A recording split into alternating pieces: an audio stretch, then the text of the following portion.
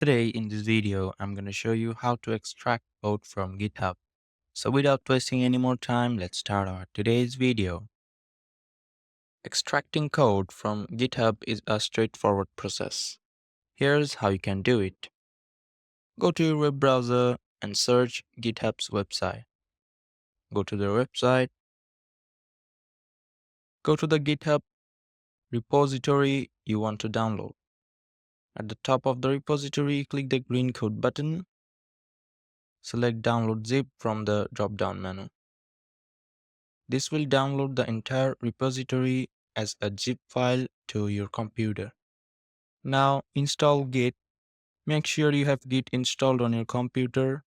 You can download it from Google or any other sources. Open your terminal or command prompt and run the following command in the screen. Now fork the repository.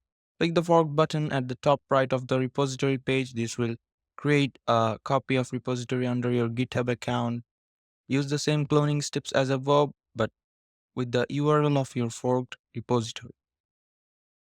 So that's it guys, hope you liked this video. If you found this video helpful, don't forget to hit the like button and subscribe to our channel. Till then, bye bye.